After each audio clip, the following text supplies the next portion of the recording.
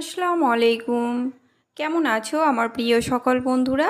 আশা করি তোমরা সকলেই অনেক অনেক ভালো আছো, আনন্দে আছো, সুস্থ আছো। আলহামদুলিল্লাহ আমরা অনেক ভালো আছি।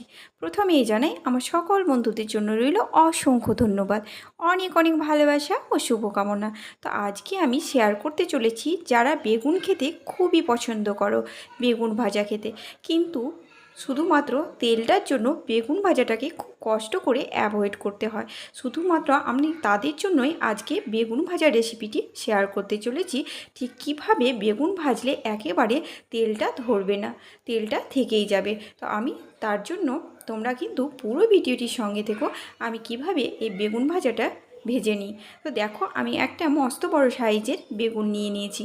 আর বেগুনটাকে অবশ্যই আগে ধুয়ে পরিষ্কার করে নিতে হবে, কারণ কাটার পর কিন্তু বেগুনটাকে ধোয়া যাবে না, নইলে কিন্তু জলটাও ধরবে, তাতে বেশি করে তেলটাও ধরবে।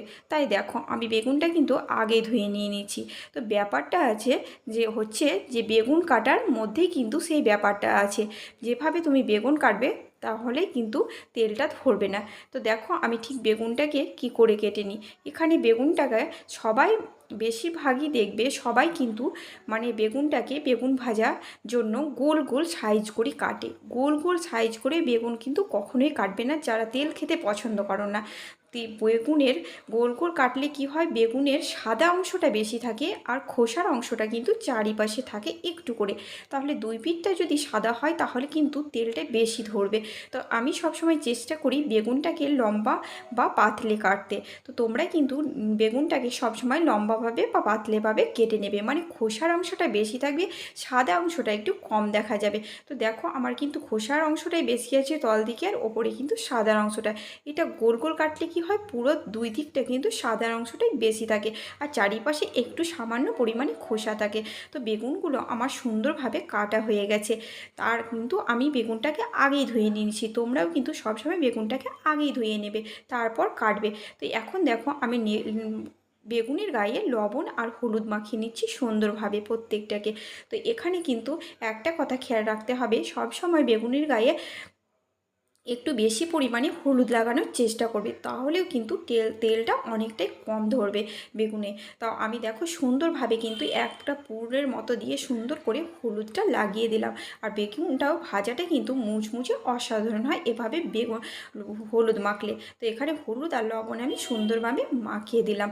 আর একদমই জল ছড়াতে দেবে না, অনেকক্ষণ আগে মাখবে না, যখনই এটা ভাজবে তখনই সঙ্গে সঙ্গে মেখে নেবে, তাহলে দেখবে কিন্তু বেগুনে একটু তেল ধরবে না। তো দেখো আমার সবগুলো কিন্তু মাখা হয়ে গেল সুন্দরভাবে। আর হলুদের পরিমাণটাই দেখো আমি কিন্তু একটু বেশি দিয়েছি সাধারণত থেকে। সবাই কিন্তু হলুদের পরিমাণটা সামান্য পরিমাণে দিয়ে লবণ হলুদ দিয়ে মাখিয়ে নেয়, আমি কিন্তু সেটা করলাম না, আমি হলুদের পরিমাণটা একটু বেশি দিয়েছি। তো দেখো সবগুলো কিন্তু খুবই সুন্দর মাখানো হয়ে গেছে, প্রত্যেকটার গায়ে খুবই সুন্দর করে আমি হলুদ মাখিয়ে নিয়েছি একেবারে যত্ন সহকারে। এবারে আমি কড়াইয়ে তেল দিয়ে দেবো। তো এখানে আমার কড়াইয়ে কিন্তু গরম হয়ে গেছে, এখানে তেলটা দিয়েছি। তেলের পরিমাণটা তোমরা একটুখানি দেখে নাও ভালোভাবে। দেখো আমি তেলটা একবারে খুবই অল্প পরিমাণে দিয়েছি।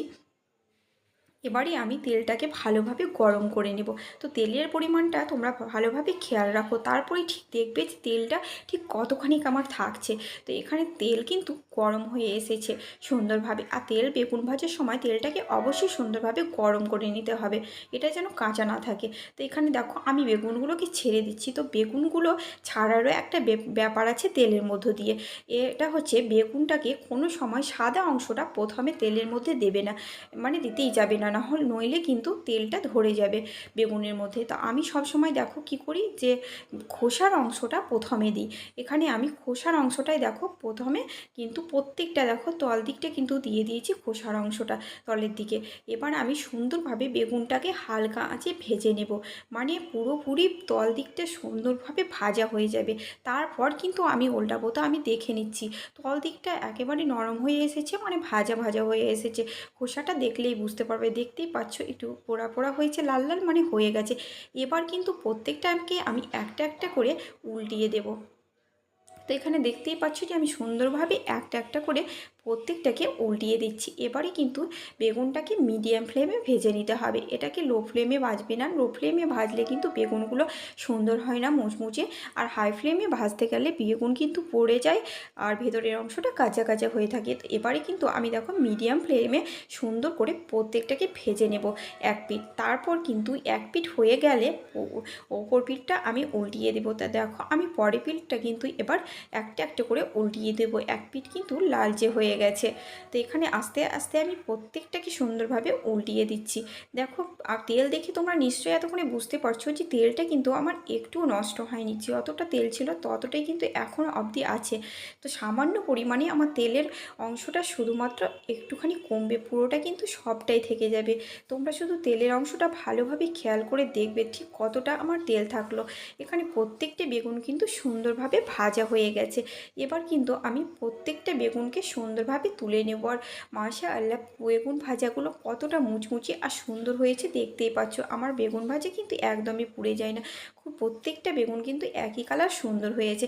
এবার সবশেষে তোমরা দেখো ভালোভাবে যে তেলের অংশটা ঠিক কতটা থাকছে। তো তোমরা দেখেছো আমি ঠিক তেল কতটা দিয়েছিলাম পরিমাণে, আর তেল কতটা আমার রয়ে গেছে। সবটাই কিন্তু রয়ে গেছে, সামান্য পরিমাণে কিছুটা অংশ শুধু তেলটা লেগেছে ভাজার জন্য, কিন্তু বাকিটাই থেকেই গেছে। মাশাআল্লাহ দেখো প্রত্যেকটা বেগুন কিন্তু অসাধারণ হয়েছে। এখানে আমি বেগুন ভাজাগুলো রেডি করে নিয়েছি। বেগুন ভাজাগুলো যেন খেতে আরও সুস্বাদু হয়, টেস্টি হয়, তার জন্য আমি একটুখানি দিয়ে দিচ্ছি জিরে গুঁড়ো। বেগুন ভাজার উপরে একটুখানি জিরে গুঁড়ো ছড়িয়ে দিলে কিন্তু অসাধারণ লাগে খেতে। তো এখানে আমি প্রত্যেকটাই দিয়ে দিলাম।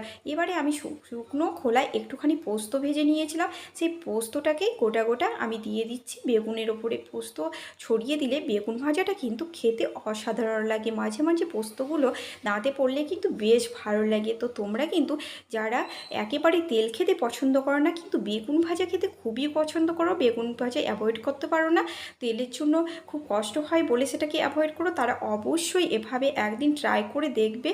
ভীষণ ভীষণ ভালো লাগবে। আর ভালো লাগলে আমার চ্যানেলটিকে লাইক, শেয়ার, কমেন্ট ও সাবস্ক্রাইব করে আমার পাশে থেকো। তো দেখো বেগুন ভাজাটা কত সুন্দর হয়েছে। আমি তো বলবো তোমরা একদিন অবশ্যই ট্রাই করে দেখো।